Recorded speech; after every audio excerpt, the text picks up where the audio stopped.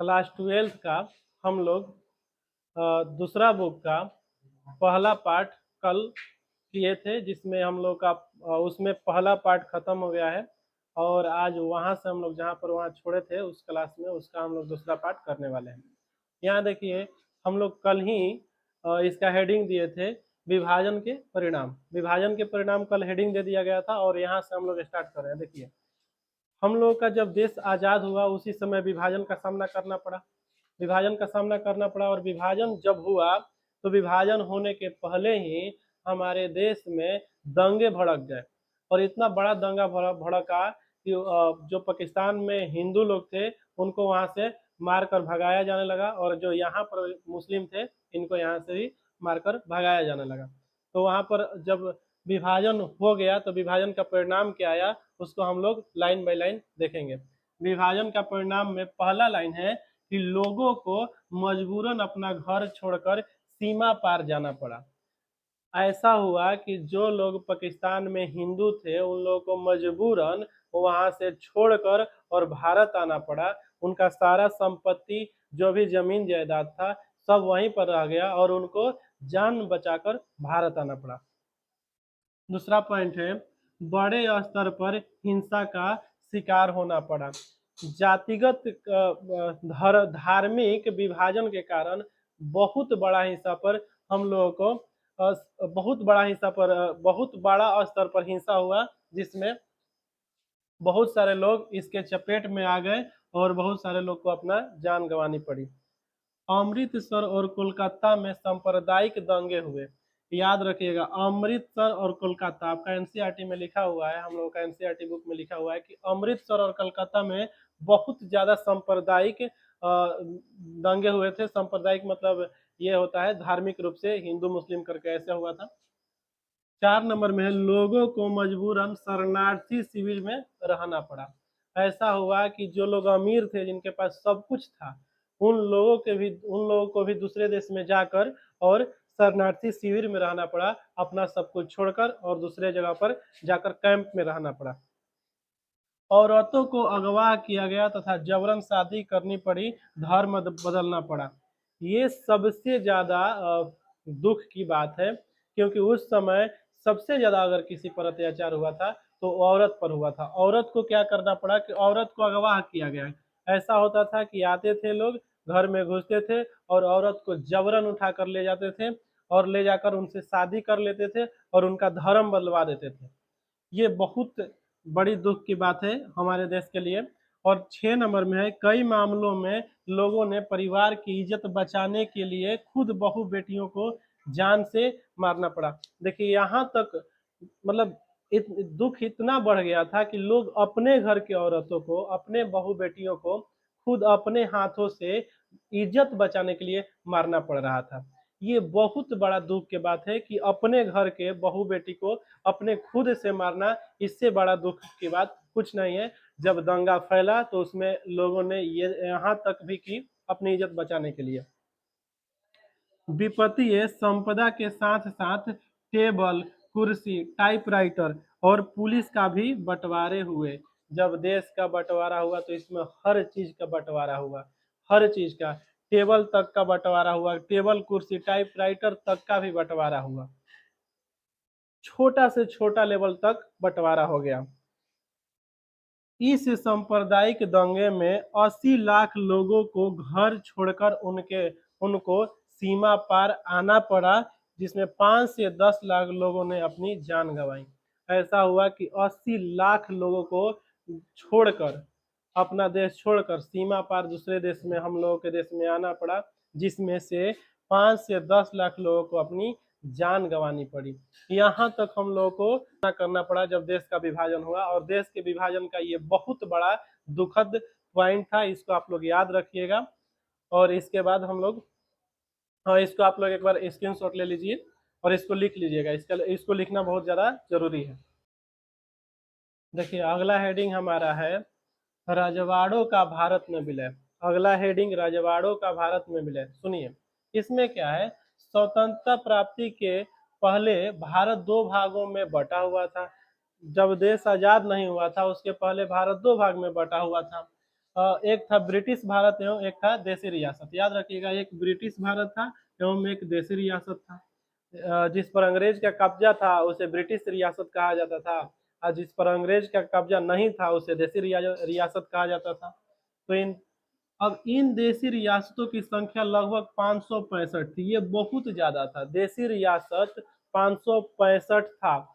याद रखिएगा, अगर अच्छा से विलय नहीं कराया गया होता तो ये 565 जो हम लोग का रियासत है, ये सब लोगों ने अलग अलग अपना देश बना लिया होता, और ये बहुत बड़ा मुश्किल हो जाता, क्योंकि हमारा भारत आज अकेले भारत ना होकर 565 देशों में बट गया होता।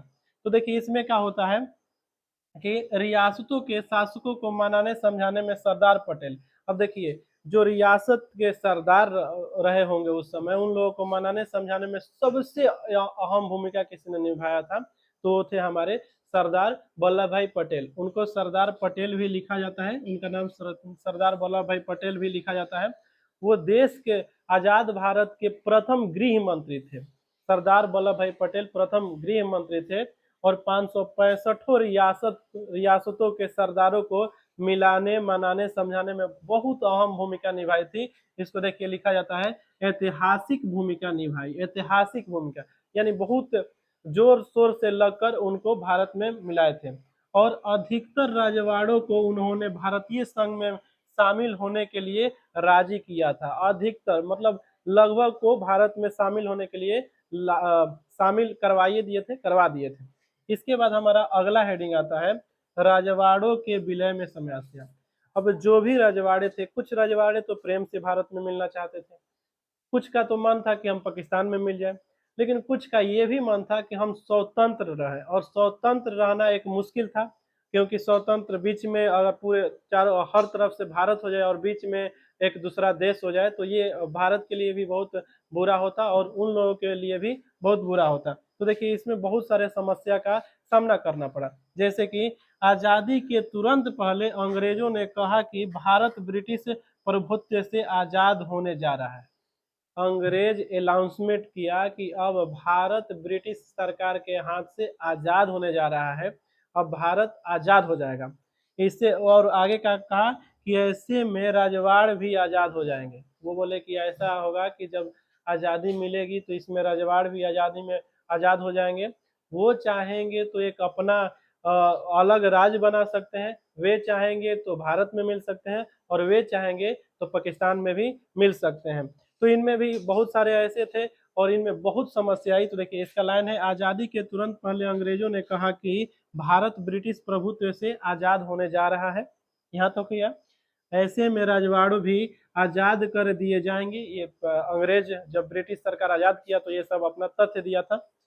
अपनी मर्जी से चाहो तो भारत में शामिल हो जाए, अगर मन है तो आप भारत में शामिल हो जाइए, चाहे तो पाकिस्तान या स्वतंत्र रह सकते हैं। चाहे तो आप पाकिस्तान में शामिल हो जाइए और नहीं तो आप स्वतंत्र रह सकते हैं, इसमें किसी को कोई तकलीफ नहीं है, बोला उन लोगों ने। और मेन यहाँ पर सरदार वल्लभ भाई पटेल ने अपनी ऐतिहासिक भूमिका निभाई और सबको मिलाने का काम किया। 565 देशी रियासतों को एक में मिलाने वाले व्यक्ति थे सरदार वल्लभ भाई पटेल, और वो देश आजाद देश का प्रथम गृह मंत्री थे। देखिए, हम लोग का जो पॉइंट था रजवाड़ों के विलय में समस्या, ये पॉइंट था।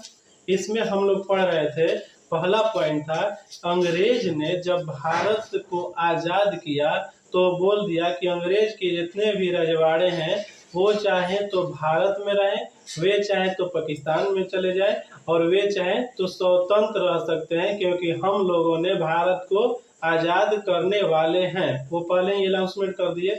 अब यहाँ पर बहुत बड़ा चुनौती था कि बहुत ज्यादा विरासत था, 565 वो विरासत था, सभी विरासत को एक में मिलाना था, और ये बहुत बड़ा चुनौती था। हम लोग पहले भी पढ़ चुके हैं। देखिए, उसमें दूसरा पॉइंट जो था, यह फैसला राजा को करना था, जनता की इसमें कुछ नहीं करती थी। राजा कह लीजिए या राजवाड़ा कह लीजिए, राजवाड़े। तो यह फैसला था कि आप किधर रहिएगा, आप भारत में रहिएगा, पाकिस्तान में रहिएगा कि स्वतंत्र रहिएगा। ये फैसला पूरी तरह से रजवाड़ों को ही करना था, इसमें जनता कुछ नहीं कर सकती थी, जनता का कोई हक नहीं था। ये होता है पहला पॉइंट। दूसरा पॉइंट है कि ये दूसरा पॉइंट था। तीसरा पॉइंट है, ऐसे में देश की एकता और अखंडता में खतरा आ रहा था। अब छोटा बड़ा बहुत सारा हमारे देश में रियासत है, सब लोग बोलेंगे कि हमको अलग ही रहना है, तो भारत का तो टुकड़ा टुकड़ा हो जाएगा। अब ऐसे में भारत की एकता और अखंडता में खतरा आ रहा था, बहुत खतरा था, क्योंकि सब छोटा छोटा टूट जाता और भारत फिर इतना अखंड नहीं रह पाता। तो यहाँ पर देखिए तीसरा पॉइंट में, ऐसे में देश की एकता और अखंडता में खतरा आ रहा था।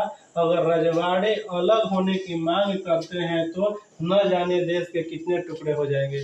याद रखिएगा, अगर उस समय विलय नहीं हुआ होता तो आज न जाने भारत का कितना टुकड़ा हो गया होता, और उस समय हम लोग बहुत समस्या में घिर चुके थे। देखिए चौथा पॉइंट जो है, त्रावणकोर के राजा। देखिए त्रावणकोर के जो राजा थे, सबसे पहले इन्होंने मांग की कि हमको स्वतंत्र रहना है। त्रावणकोर के राजा सबसे पहले इन्होंने मांग की कि भाई हमको तो स्वतंत्र रहना है, न ही हमको हिंदुस्तान में आना है, न ही हमको पाकिस्तान में आना है, हमको बिल्कुल ही स्वतंत्र रहना है। जैसे ही सुना, तो जैसे ही ये बोले तो अगले दिन ही हैदराबाद के जो निजाम थे वो भी यही बात बोले कि हमको भी स्वतंत्र रहना है, हमको ना तो भारत में आना है न ही पाकिस्तान में जाना है, हमको स्वतंत्र रहना है। और भोपाल के जो नवाब थे वो संविधान सभा में शामिल होने से ही इनकार कर दिए। इन तीन लोगों को तीन राज्य उस समय राज कर लीजिए, विरासत कर लीजिए, इनका नाम याद रखना बहुत जरूरी है। पहला है त्रावणकोर, जो सबसे पहले बोले थे कि भाई हमको रहना है स्वतंत्र। 2 नंबर पे है हमारा हैदराबाद, जिसका निजाम जो थे वो बोले कि नहीं हमको भी अलग रहना है। और भोपाल के नवाब सीधा संविधान सभा में शामिल होने से ही इनकार कर दिए। फिर इसके बाद हमारा अगला पॉइंट आता है, अगला हेडिंग है रजवाड़ों के विलय में पटेल जी की भूमिका। याद रखना होगा कि सबसे ज्यादा रजवाड़ों के विलय में किसी का भूमिका है तो सबसे ज्यादा पटेल जी का है, सरदार वल्लभ भाई पटेल। ये देश के प्रथम गृह मंत्री थे और इन्होंने देश के हर एक छोटे बड़े रियासत को अपने सूझबूझ से, चतुराई से मिलाने का काम किया। देखिए इनका पहला पॉइंट हम लोग लेते हैं, जैसे रजवाड़ों के विलय में पटेल जी की भूमिका है, तो इसमें हम लोग पॉइंट वाइज करके पढ़ लेते हैं। पहला पॉइंट है, भारत देश के छोटे बड़े टुकड़े हो जाने की संभावना बनी। ये तो जाहिर सी बात है, जितना भी रियासत है वो लोग बोलेंगे कि हमको अलग रहना है, तो भारत का कई छोटा बड़ा तो टुकड़ा होना ही था, तो ऐसा संभावना बनी। आगे है, ऐसे में सरकार ने कठोर फैसला लिया। अब यहाँ पर आपके पास एक ही ऑप्शन रह जाता है, या तो कठोर फैसला लीजिए और नहीं तो टूटने दीजिए। तो भारत सरकार ने उस समय कठोर फैसला लिया, कैसे भी करके सबको अपने में मिला लेना है, बाद में उसको समझा जाएगा। तो वहां पर कठोर फैसला लिया गया। मुस्लिम लीग ने इसका विरोध किया। देखिए मुस्लिम लीग जो था वो हमेशा हर बात पर विरोध करता रहता था। मुस्लिम लीग को यही था कि बस देश का कैसे भी करके बंटवारा हो जाए। अब देखिए जब अलग अलग रियासत को एक में मिलाया जा रहा है, संधि किया जा रहा है, तो उसमें मुस्लिम लीग सबसे पहले आया कि नहीं ये गलत है, देश के रजवाड़ों जो अपना अपना राज के रजवाड़े हैं उनको जहाँ रहना है वो वहीं रहने दीजिए, उनको मिलाने की कोई आवश्यकता नहीं है। देखिए यहाँ पर लिखा गया है कि ऐसे में सरकार ने कठोर फैसला लिया, मुस्लिम लीग ने इसका विरोध किया। लोग का कहना था कि रजवाड़ों को उनकी मन मर्जी का फैसला लेने के लिए छोड़ दिया जाए, मतलब जो रजवाड़े का मन है उन्हीं के मन मर्जी का फैसला लेने के लिए छोड़ दिया जाए। इसमें जनता का कोई रोल नहीं होना चाहिए, देश का कोई रोल नहीं होना चाहिए, अलग अलग राज्य अपना रियासत बना सकता है। भाई पटेल ने अपने सूझबूझ और चतुराई से, याद रखिएगा कि सरदार वल्लभ भाई पटेल ने अपने सूझबूझ और चतुराई से रजवाड़ों को भारतीय संघ में शामिल कर लिए।